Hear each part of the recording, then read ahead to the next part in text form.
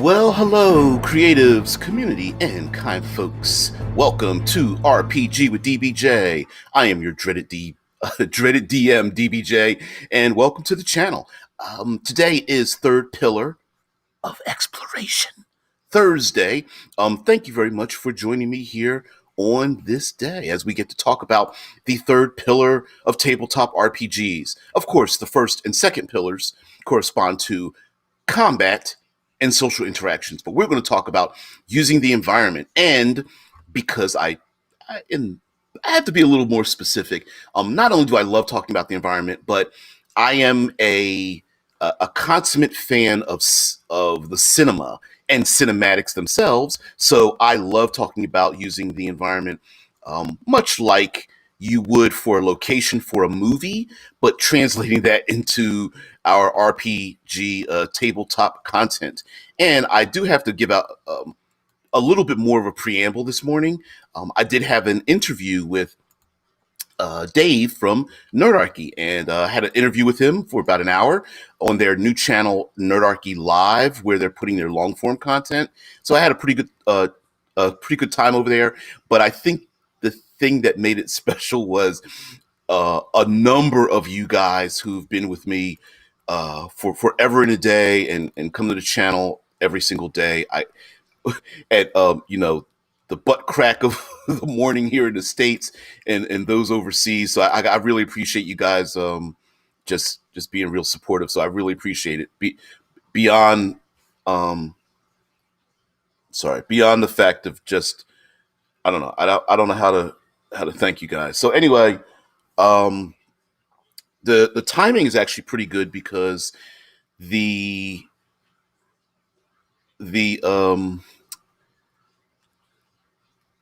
during the interview, we finished much of the layout for our new release from Critical Hit Publishing. So you guys know that I've been working on the cinematic environs, and the cinematic environs are a series of books, each of which details how you can use in your specifically Dungeons and Dragons and 5th edition Dungeons and Dragons various natural environments and using them in a very cinematic way. And so our next release is called Wetlands. And Wetlands is everything swamp-like, bogs, mires, fens, the whole 9 yards, and everything in between, parasites, diseases, using them within 5th edition, short-term and long-term problems with them. Did a lot of research on some of the most disgusting parasites and diseases in the world, some of the more cinematically enticing ones, which is kind of nasty to say when real people are suffering from those things. So it'll be in the book. Let's just say, get online, Google eye worms, bot flies, and it has various different names, but there's also a zombie ants. And then just turn the volume up to 11, and you'll understand some pretty nasty things out there. And a BFF monster creator will also be in this book. Monsters aren't really a big thing in the cinematic environs, but this one details things like monsters with diseases and parasites and injuries and mutations and monster stacking, um, Russian. Russian doll stacking, like a monster that's got something inside of it that you kill it and it comes out, or it's got pus-filled bumps with rot grubs, on the troll's back, or things, undead with snakes or some kind of other infestation inside of them, that kind of thing. Yep. Oh, Andreas Martin. Well, thank you very much for joining in, by the way. And yeah, zombie snails. Yeah, zombie ants. There's some pretty nasty bacteria and viruses and parasites and things like that out there. Anyway, okay. And furthermore, just to let you know, right next to me, right here, that's the cover of Wetlands. A little hard to see on YouTube, but whatever. All right, let's get into it. This week we are talking about pantheons, and the the role that we can have the deities, the godlike beings in our world. And I kind of backed myself into a corner on purpose when I come up with some of these ideas, and you guys uh, bring to me these ideas about incorporating them into the world. And for me, um, the gods and exploration has a lot to do with. There's a number of ways we can go about it. One of them is uncovering mysteries, right? That's a classic where the player characters are out there in the world uncovering where the gods have come from. One of the most classic thing is finding the god killer device, machine, weapon, spell, ritual, or something that's been deposited on the earthly plane, and the mortals can go find the thing to destroy the god that's been ravaging the landscape or whatever. But I think we can go even deeper than trying to go after the MacGuffin. I feel like we could. I believe that we could go towards the world ignoring physics, ignoring science, and having the world shaped by the very nature of the gods themselves. Now, one game I often talk about is Within the Ring of Fire. It's a role playing game produced by Andrew Wood and others, and written. And in it, there's 77 thrones. Basically, the time schedule is divided into 77 days, and then it repeats itself after the 77th day and begins with day one. And each day, one of the gods sits upon their throne, and those days are flavored by that god's domain, right? So that's one way of doing it, where there's some kind of agreement or treaty or something where it's done in a celestial matrix of some sort, that each day the gods, like if the day of ravens, and the god on the seventh day, and the day of ravens, that god sits upon that throne, then maybe the world is besieged by carrion eating ravens, and everyone on day six is getting ready to lock their doors and windows because flocks of ravens fly around. Or maybe those ravens carry messages, or if someone is followed by a raven, they know their doom is about to happen that day. Or what normally would be a very simple wound, like a twisted ankle or a sprained knee, becomes infected and gangrene because of an open wound, and slowly and surely that the ravens will smell their imminent demise, where any other day would be just a minor injury.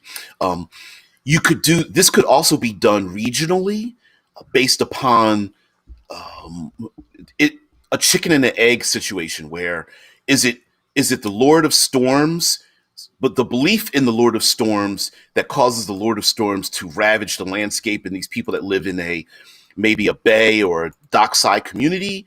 Or is it that the Lord of Storms was there in the first place, and the people moved there, and they give their tidings to the Lord of Storms, so that they themselves are excellent, shipwrights and sailors and navigators, but everybody else is besieged by like high winds and bolts of lightning and storms and such. But when you get to the bay, it's like literally in the eye of the storm or something. Yeah, like Dead Man says, "Bring out your dead, bring out your dead." If you guys know the Monty Python reference for that. But absolutely, there might be, maybe in a celestial sense, the Day of Ravens. Yeah, that person that got sick 2 days earlier and hit the seventh day, yeah, you might as well say your goodbyes now, because more likely than not, the disease, someone sneezes first thing in the morning and everyone's like, and then by the end of the day, they're skeletal in nature when they had great health or something. And by not following science, we can overlay a number of things, much like Planescape, right? If you guys are familiar with Planescape, you go to different planes of existence, the very planes of existence, and this was when the alignment wheel was huge, and hopefully will still be huge in if they reconstruct Planescape in fifth edition or beyond. That if you go to the plane of lawful neutral, it's built around the the ephemeral, the aspect of what lawful neutral means, where you've got modrons and cantilevered cities and big giant gears, and everything. Yeah, modrons. Oh, God. They're bizarrely cool, right? Because they're like, you can't understand them, and so why not overlay that in your world when you have a pantheon of gods that have a physical manifestation on the world? If the god of lawful neutral is in this world, maybe if you cross that mountain range and you look over at the top of the mountains and the fog splits and you see continent upon continent spinning in this intricate linking of gears that are in the physical world without literally having to travel the planes or something of that nature. And mind you, you don't have to copy modrons, but my point being is that, you know, when you are living within the hands of angry gods, they themselves can control the world and therefore change every aspect of the world. You want flying islands, and there's a Lord of the Sky. Of course, there's floating islands with castles built on them because they said so, right? Not because science says so, but because the gods say so. And in that way, you could make an economy and an ecology built around one or more of the gods in your pantheon that have dominion over different regions of your world.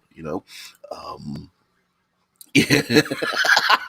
Cameron's like, I'm not dead yet. I think I'll go for a walk. You mind? Yeah. I feel happy. Thunk. Well, see you next week. Yeah, it would be pretty. While hilarious, it would be pretty strange to have predictably timed, pretty depressing and violent or lethal things happening in a calendar, right? Like if you knew the 7th was the day of ravens, what would you be doing the days before? And then, of course, what happens on the other days, right? Is it the day of, the day of peace, the day of storms, the day of, the day of fire, the day of, come on, dreams, all of these things. It would be pretty interesting to have a calendar that rotates that way. And for me, one of the best things about using the environment is putting it in your back pocket or putting it in your toolbox, really, to pull out when you want to get the players to be motivated.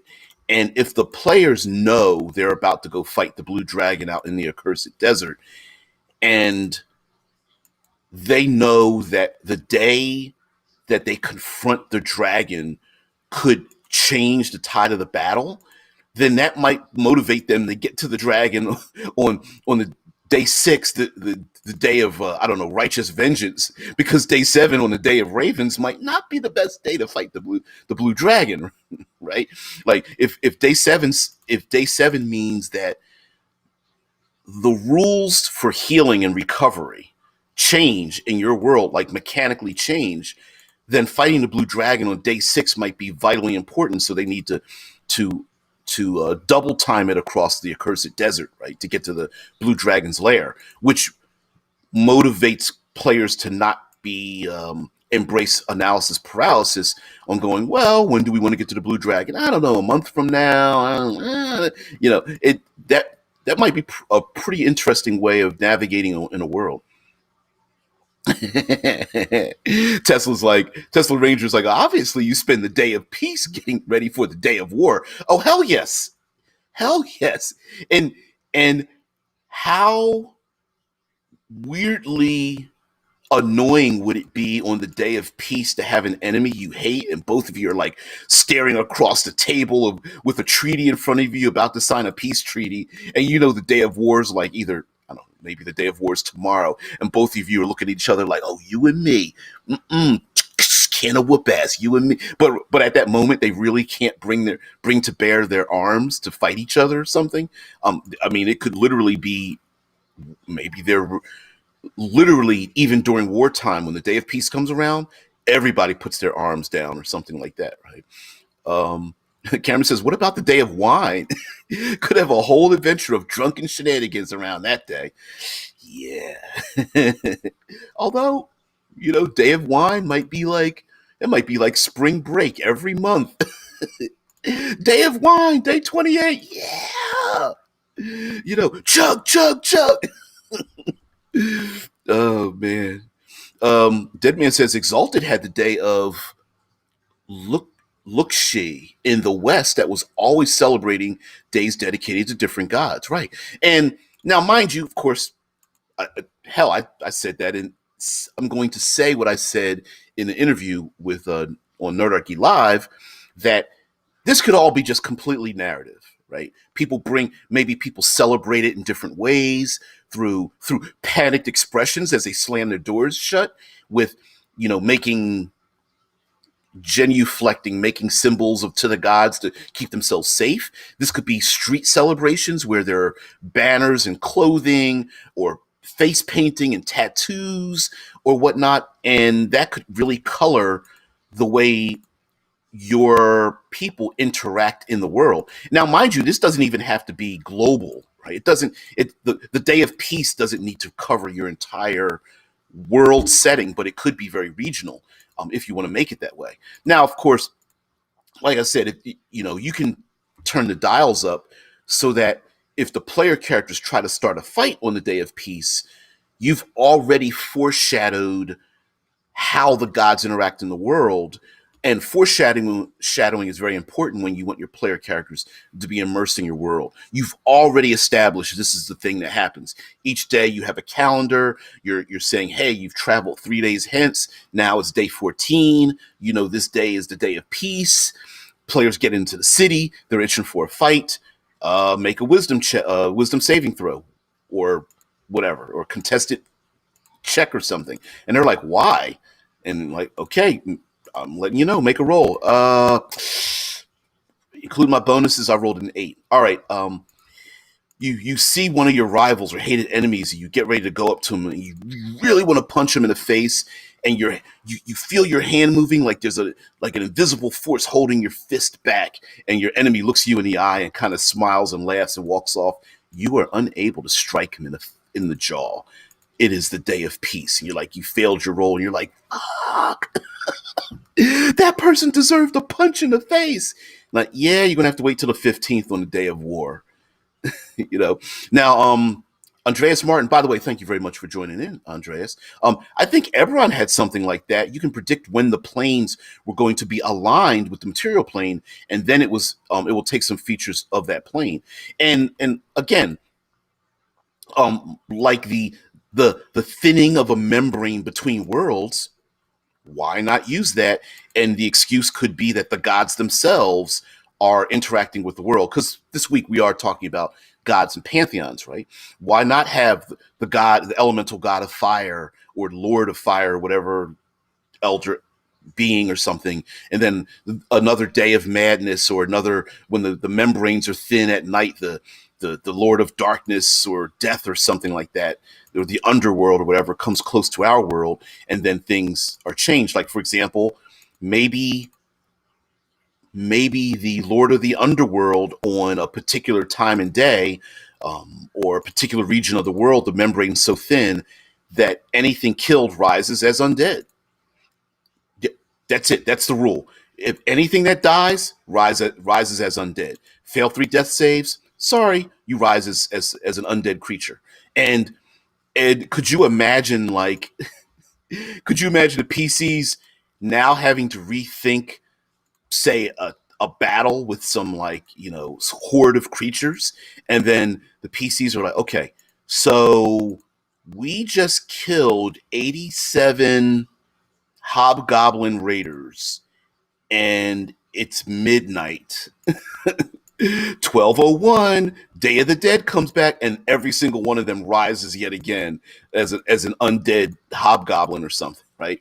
One of their loyal henchmen or something gets, I don't know, gets ravaged by some kind of evil creature and dies from poison. It's like, please save me. And the PCs are like, oh no. And then their henchman dies and rises as a zombie within their own, while they're in their bedrolls, rises as a zombie and tries to rip out the throat of one of the PCs while they're making camp. I mean, you could have something like that where the explanation is that the thinning of the worlds of the membrane of the different planes comes into ours, and then of course hilarity ensues.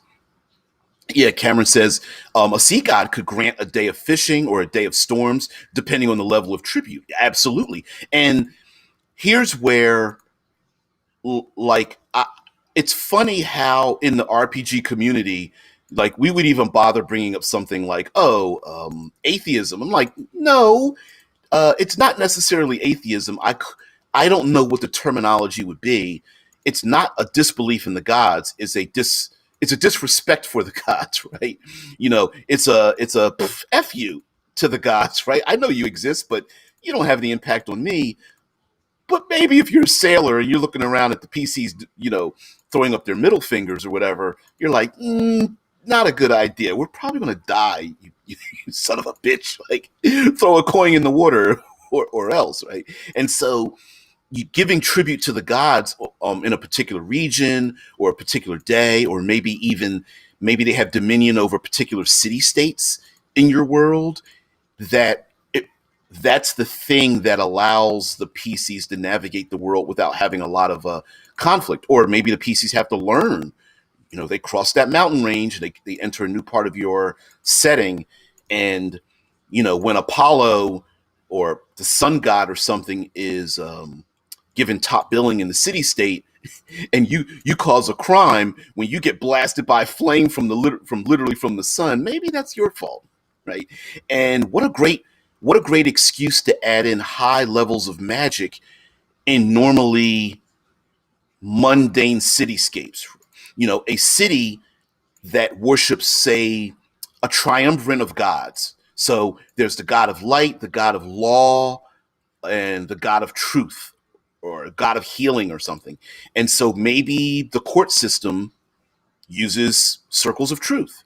Hey, you go, you get arrested, they throw you down on your knees into the circle of truth. They ask you about the crime, and it's not like the people, it's not like first level characters cast these spells. The gods granted it.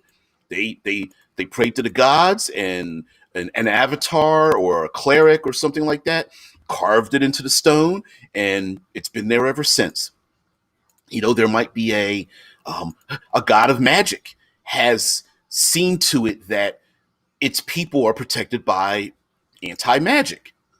The entire city is protected by anti-magic, except for the lords of magic that control the Council of Seven has magic up on high with their wizards towers, but everybody down on the street, anti-magic. Or maybe speaking, there are words of attrition written or carved into the walls of the city, and just um, uh, speaking aloud the words or blessings or something to the gods, literally written into the walls of the city, allows the people to cast spells that they normally wouldn't. They would need to be a 14th level caster to do so. Same goes for including monsters and things, where the monsters they are attributed to particular gods or godlings. Like, for example, a god of the harvest might have people who are in league with, say, cloven hoofed, normally monsters that are cloven hoofed, like minotaurs or cyclops or something. But in this world, maybe the minotaur is on the farm with the other people, because bulls and cows and whatnot.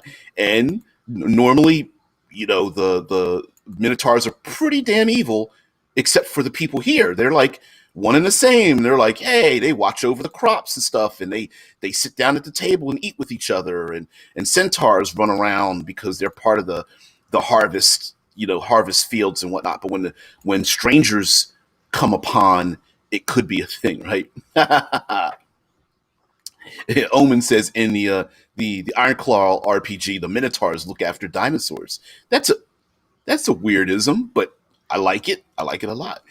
The same, of course, can go for different types of blessings, a little bit more mundane, but maybe people have various blessings where because the gods, they give an attribute to the gods, much like Cameron talks about a sea god granting a day of fishing or a day of storms. Maybe the people are just they're great swimmers. They very rarely hear about drownings. They have an their stomachs are hardy enough to eat some of the most poisonous fish out there. Like there might be little minor things. Maybe their hair color is different or their eye color. Um, so these things might be like commodities in the world or blessings or boons or something to various people. Dead man says the Minotaur are the scarecrows. Yeah, standing out there in the fields like, shoot, shoot ravens. Because, yeah, they wouldn't really need to do much to scare, they wouldn't need to do much to scare the bejesus out of me either, right? Um, but yeah, I mean, uh, what else could, oh, how about an economy built around particular gods? Like something done the in Ravnica that's been released was this idea that memories could be made physical and those memories could be bought, sold, and traded. So, what if in a world of, say, um, deity of dreams or something, can the people actually have like coinage that represents people's dreams and fears and nightmares and desires that becomes like a coinage that they can expend? Maybe even um, a god of light allows people to walk around with like orbs of light that they can give to friends and family, or they're followed by dancing lights that allow them to navigate in a world of when the sun goes down. These people are not scared of the dark because they can just go to bed. A little 6 year old dwarven girl, gets in her bed and tucks herself in, and a little ball of light is floating next to her with gives it some kind of funky name or something, and she taps it, and it never goes out. It's more like a nightlight and just dims a little bit, floating near the kid's head or something. And then when she wakes up in the next morning, it brightens up too because it's happy to play with the little girl. Like you could have different things where the the aspect of the gods is within the setting.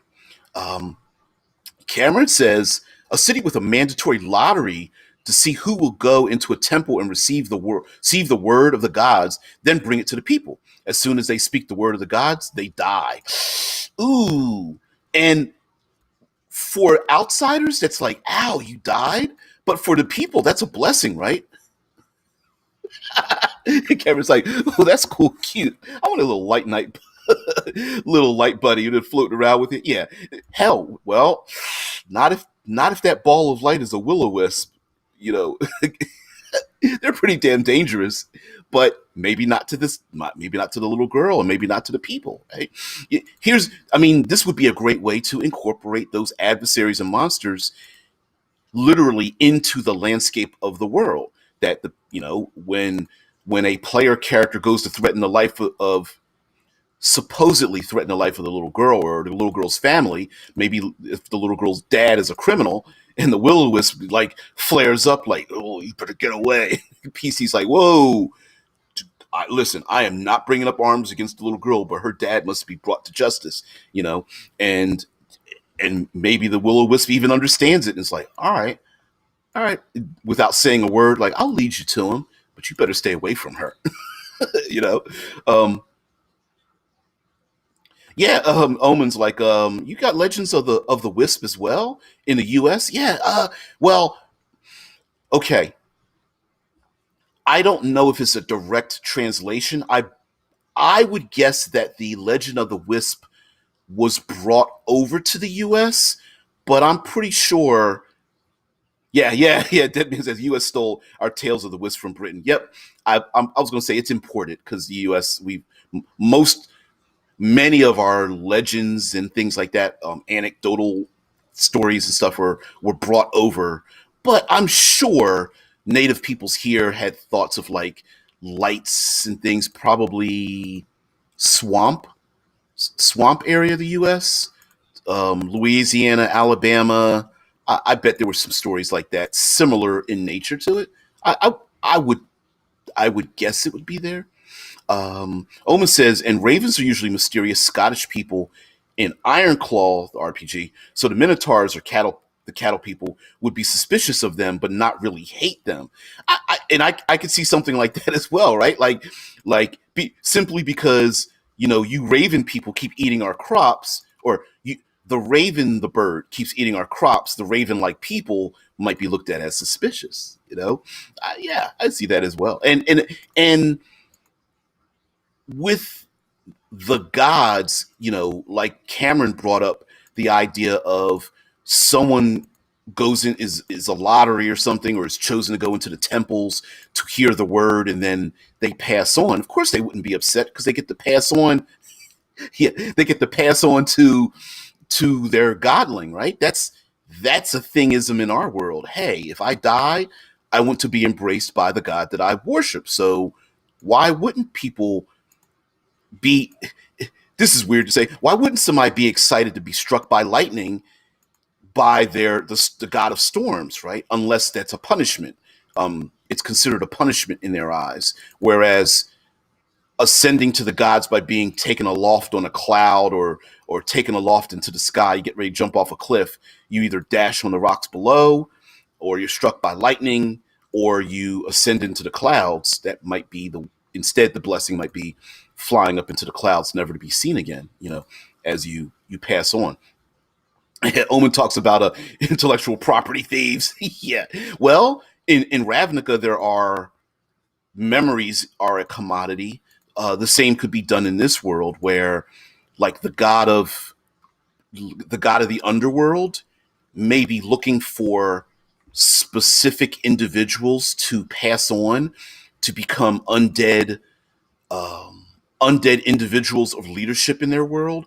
And so the god of the underworld might actually bless in his or her its own way people who honor the god of the dead when someone who the god of the dead wants to come down into their region. So maybe a great warrior is given a particular type of send off during their death rites, and then in return for that, not only does that warrior become an undead general in the undead army in this other world, maybe crossing back into this world when the membrane is thin, but the family might be honored with, resistance to death, or being able to sense when somebody else's time to die comes about, or being able to speak to the dead, or ancestors of theirs as spirits walk their household and defend them when harm comes to them as literal ghosts or banshees around the house, something like that. Hey, Ben Naylor, hey, what's up? Nordic gods represented nature. So Thor is angry, hence thunder. That does not make his worshippers want to be struck by lightning. Gods were a way to explain the awesome and fearful. Well, mind you, of course, we can do whatever we want, but yes, you're absolutely right. It's like the chicken and the egg. Were the gods there first in your world, and that's why things happened, like natural disasters and weather events? Or did the people attribute the gods to natural weather events and then they came about, right? Like, would a cleric devoted, like a tempest cleric devoted to storms, is the final step to go up on high on the cliff-like ridge, and there's a raging storm, to be struck by lightning and not die, and that's the crossing over? Or is it much like Thor representing thunder and storms and and anger and vengeance and power, and the people don't want that to happen? They're like, we want blue skies, we don't want to anger the storm gods, right? And they do everything they can, and here come the PCs throwing their monkey wrench and everything, and when the storms start raging, they're like, oh my god, okay, everybody get together, we need to find out who offended the storm god, or maybe there isn't one storm god. Maybe there's a god of the skies, and has different avatars attached to the skies. Like there's one of puffy clouds, and there's one of gentle wind, and of course then there's the one that's tornadoes, and one of lightning. You could do that as well. Yep. Ben Naylor says, yeah, tests of faith are a good way to go. And those tests of faith, could be both player centric, right? Like instead of, and thank you very much for giving me the segue there. we we love to have to incorporate into the in our world. We want to incorporate traps, puzzles, riddles, but sometimes we have a hard time figuring out where to put them because traps are kind of like annoying because it's like they're one and done and they're either a gotcha and as a DM you're like yay and the PCs are like this is stupid, or they finagle past your traps and the PCs are like yay and the DM is like this is stupid, right? Or anything of the above. But if you foreshadow events where the gods themselves are put the PCs through trials, now you have a way to start using some of those underutilized skills. Now you can start doing those skill challenges you might want to do. And you could have divergent methods to solve what would normally be like a trap, puzzle, or riddle. What I mean by that is the god, like an avatar of, let's go with the Minotaur. So maybe there's a godling that's like a not just a god of the harvest, but might be one of puzzles and riddles because Minotaurs we know are able to navigate very complex mazes.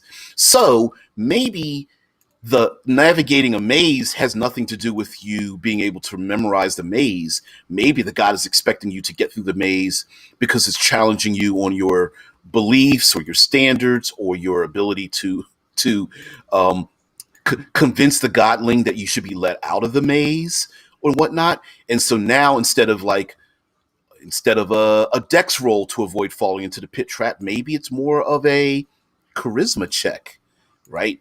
Um, maybe it's not a matter of how smart you are, but basically how good of um, a conversationalist you are with aspects of the different gods and such. And tests of faith could be an awesome way to navigate a world where the gods have a lot of impact. Like, for example, there might be a very dangerous woodland area with nasty beasts because it's testing out the mettle of hunters. And if you want to graduate up to being a top level hunter, you go to those dark woods and you go out there to hunt a terrible beast, and the beast might be like an owl bear or something, right?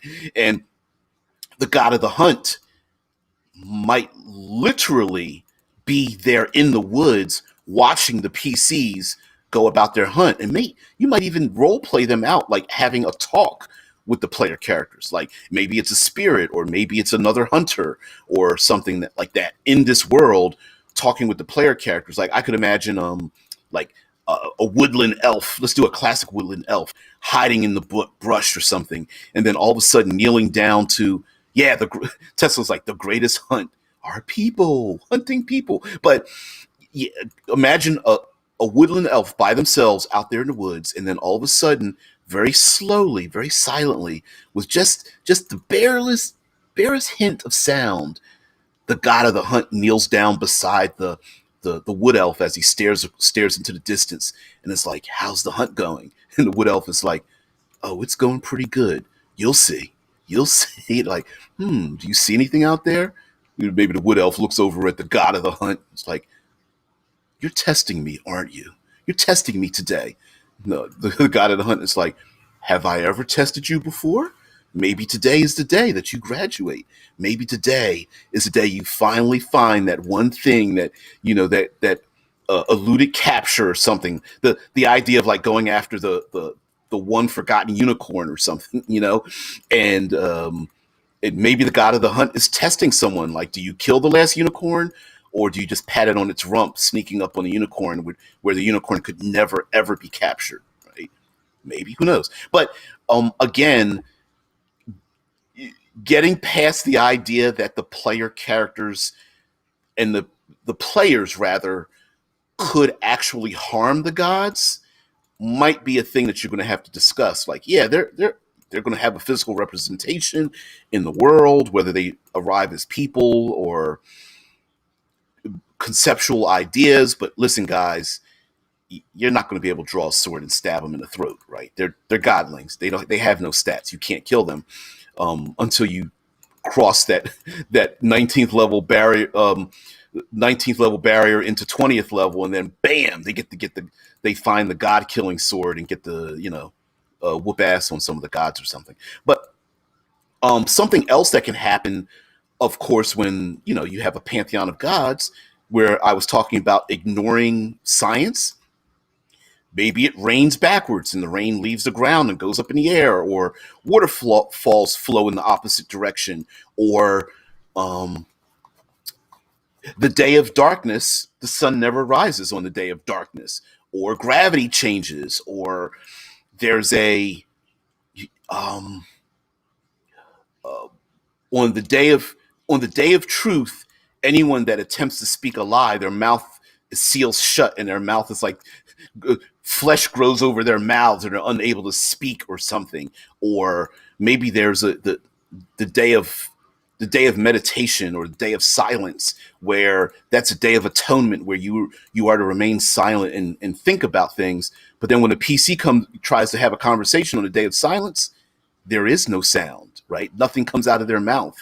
All you hear are maybe it's like a silent spell writ so large it's continent sized, on this particular day. Or someone somewhere else has done something to offend the gods, and here we go with the storm god with a roll a d8. You roll a 1, you're probably going to be a target of a lightning bolt randomly thrown from the sky. Right. And this is where I love bringing in things where you might have random elements, like maybe you make a random table during the anger of the storm god, and everyone's pissed off that the storm god's angered, and people are out in the streets or at the temple trying to pray to stop it. But when the PCs are in a pitched battle, every round, this is what I would do anyway. Like every round you go, okay, on initiative, I would probably pick initiative 10, but you get my point. Like, and this is where my third pillarisms come in, about how traps, puzzles, layers, obstacles, hazards should all be combined together. Maybe on initiative 27 or initiative 10 or some kind of random roll. Everybody roll a die and even the odds. So if you get an even result, you're not going to be targeted. But if you get an odd result, you got to roll on my random table, which might be random lightning bolt. Gust of wind might blow you away or knock you down or lift you up and throw you. You might get hit by random debris, like a tree uprooted, or a cow lifted up into the air, or shingles ripped off of a rooftop or something. Maybe what are some other nasty storm related elements or something? Flooding, and heck, maybe it's so loud. Yeah, Tesla's like, breaks out the critical hit tables. Right. I mean, why not? Who's to say that a random brick might not smack somebody upside the head, right? In a major storm. And why I love it, or heck, a big giant cart gets lifted into the air and suddenly falls between you and your enemy. And so now you have this obstacle in front of you that you have to either spend movement to go around, climb over, or hell, you use it as cover because the enemy was about to blast you with yet another flame bolt or something like that. And you're like, oh, thank God the wagon landed in front of me, right? I mean, so many things could happen in like a randomized situation like that incorporating the environment into the conflict with your enemy, and putting the onus on the player characters to have to rethink and use what limited resources they have because there are too many things going on, is what I love about using the environment. Maybe sure, the wizard on initiative 8 had a picked a great target to blast that enemy, but maybe on initiative 15 something random happened because of the anger of the storm gods, and now the mage is like, all right, well, okay, now what do I do? One of my allies just had some rooftop slammed on top of them. Do I now destroy the rooftop because I was going to blast the enemy, but I need my ally with me because they might be trapped, they might be dead and restrained under this rooftop that just landed on top of them? What do I do? And putting those choices in the player's hands, creating the problems, without creating solutions is something that I love about incorporating a third pillar, and having it have a mechanical effect as well, where you foreshadow all these things narratively, right? You know, let's say you do have this calendar where there's specific days. Maybe you've already foreshadowed that the people worship a storm god. You've already foreshadowed that the minotaurs and all these people are in the harvest, and the little girls got the ball of light, and this is what we call a callback. And you've already done all that. You've already foreshadowed all these events and all these aspects into your world, and then using this as a tool. Let's say the action starts to slow down. Maybe the PCs get derailed. Maybe your players are again getting the analysis paralysis, where they're doing a lot of talking, but you see that they're rolling back around into that circle logic, that the logic circle keeps going back in on itself, folding back in, instead of them actually coming to a conclusion to move the story forward. Now you can start bringing in those mechanical effects, right? Something in the role-playing game ICRPG, the Index Card RPG by Runehammer. He basically says, take a D4, roll it, and do a countdown. You don't even have to explain why. You just storms are about to roll in. You've already foreshadowed dark clouds. You've already foreshadowed that they worship a storm god and they want, blue skies and cool breezes. But whatever, I rolled a 3. And PCs are like, well, what's that for? I don't know. Are you going to wait or are you going to get moving? And that might be the impending doom when the storm rolls in mysteriously, or rolls in far faster than a normal storm would be. And then up in the clouds, you see the storm god's rage with his eyes flashing with bolts of lightning, and takes a big giant arm into the sky and throws a bolt of lightning down into the ground or into a building, setting it on fire or something. And the player characters are literally looking in the eye of the storm, or eyes of the storm, I guess would be the case. Why not? Why not do that? Also, when it comes to pantheons, we love to have battles with the gods, right? What if they're doing battle in this setting above the player characters, and that battle is affecting the landscape? So maybe your pantheon that you've created, there's this mixed battle going on, and so you have this random, like the god of light is fighting the god of animals or something, or the god of fire is fighting the god of stone, or the god of dreams is fighting the god of war. And so during these really weird mishmashes of combat, which maybe or maybe not, you describe the combat literally happening on the horizon, where you see, oh, you look out on the horizon and you see the clouds, and oh, guess what? The clouds are there just around where the god's waist would be. As you look up even further, and in like a hazy distance, you see one of the gods grab a sword and swing it at one of the other gods, and then all of a sudden, 10 minutes later, the whoosh of wind sweeps past over the landscape, knocking trees down and slamming into the PCs because of the sword swoosh came by.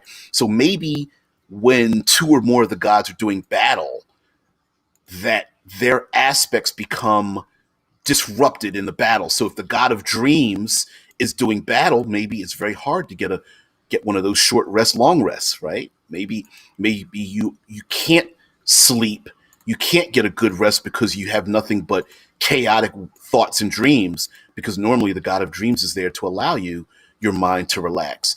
Maybe in the pitched battle with the god of dreams is in a battle with the god of fire, the Lord of Fire or something like that. And because of that, maybe it's very difficult, if not nearly impossible, to light a fire. Maybe when the god of fire is in battle, it needs all the fire it can get, and every fire everywhere gets snuffed out.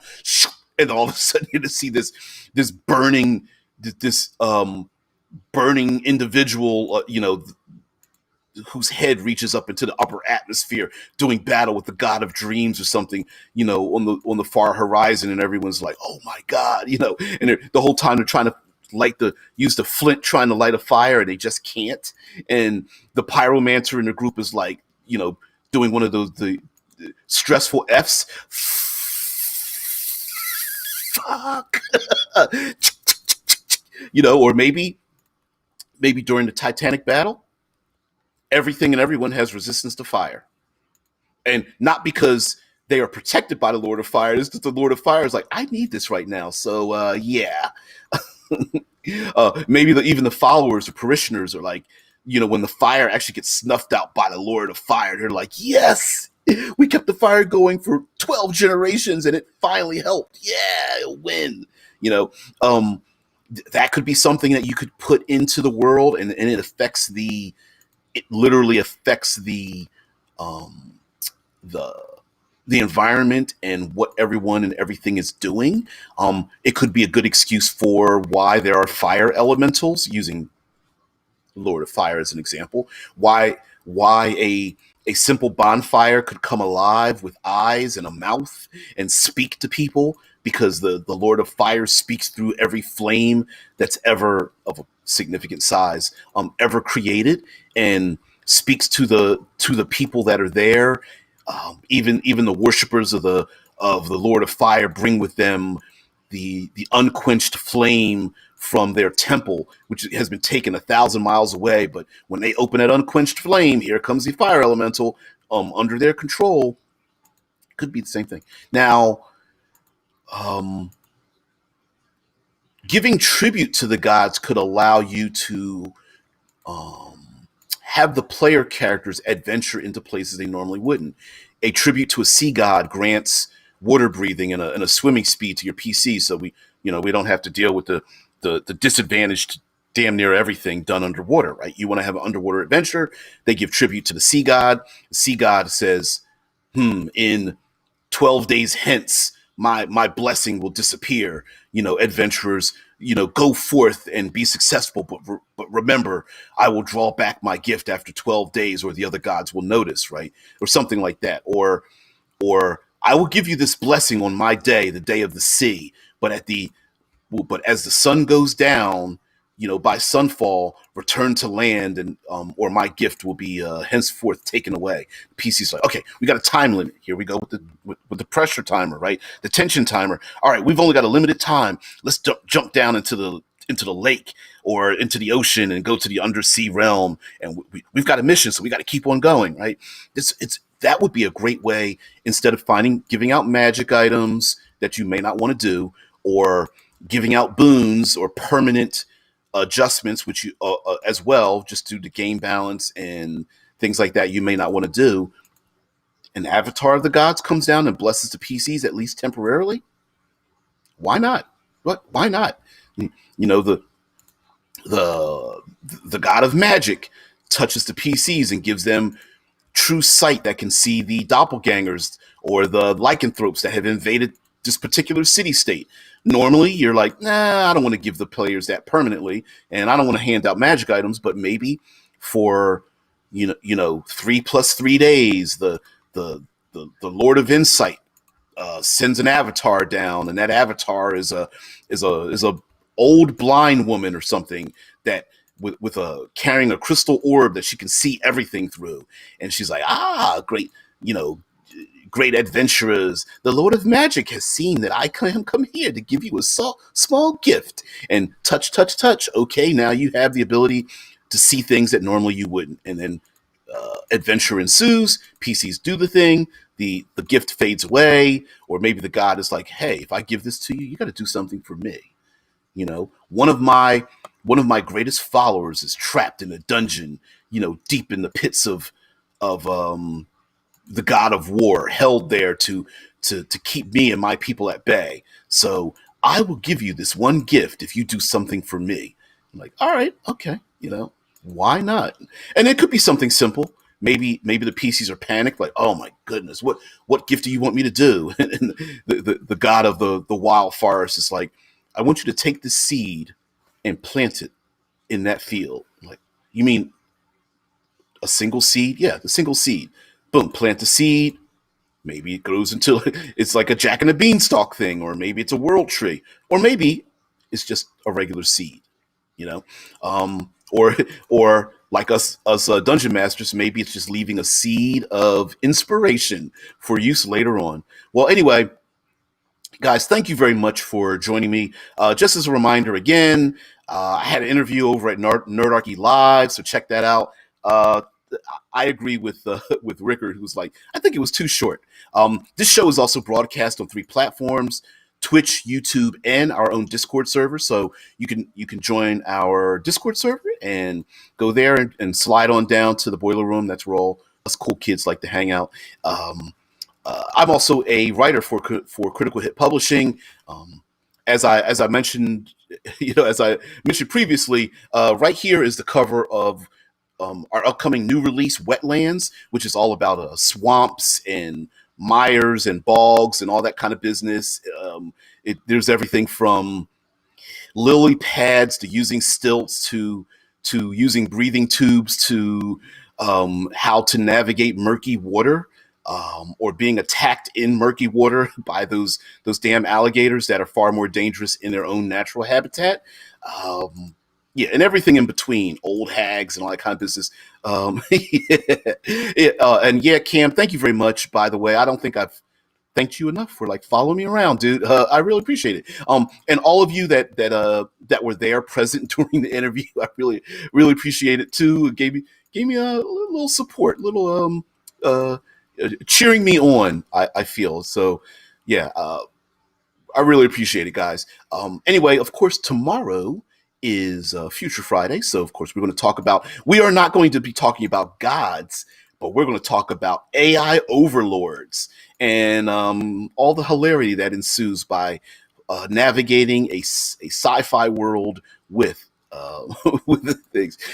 Andreas Martin, there's lots of good ideas, dude. There's probably 800 plus hours of content on the channel, an hour a day, 5 days a week, moving into 2.5 to 3 years. So yeah, every day is a day.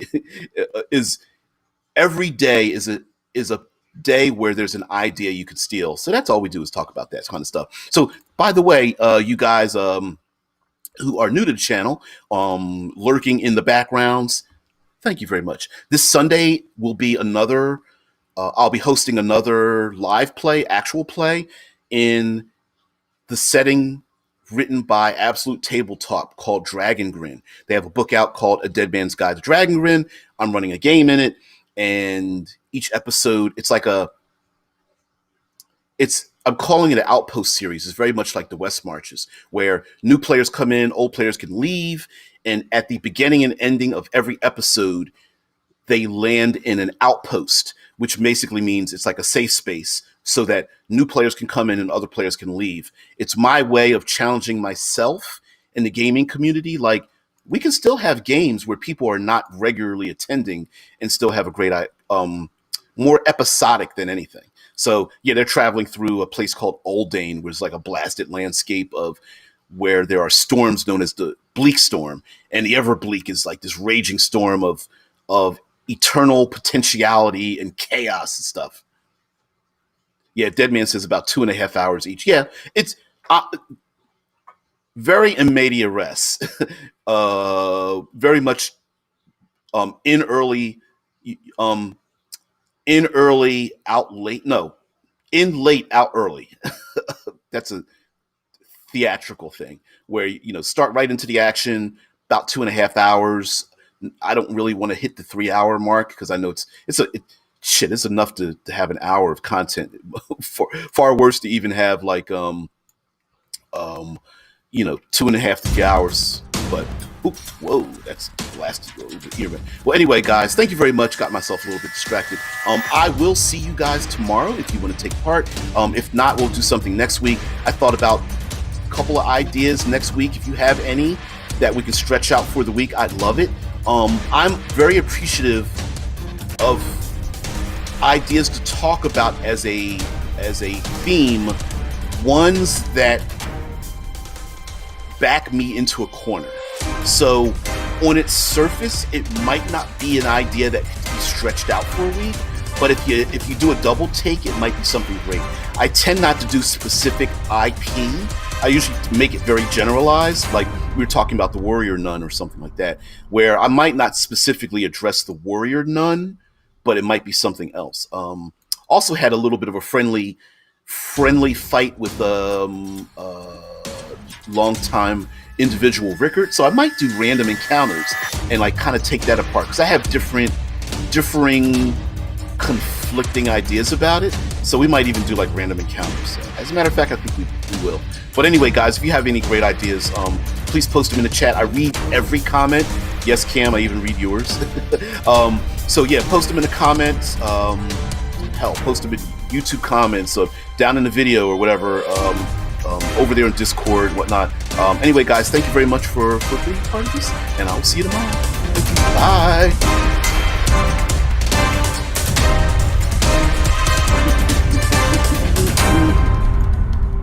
Thanks for watching.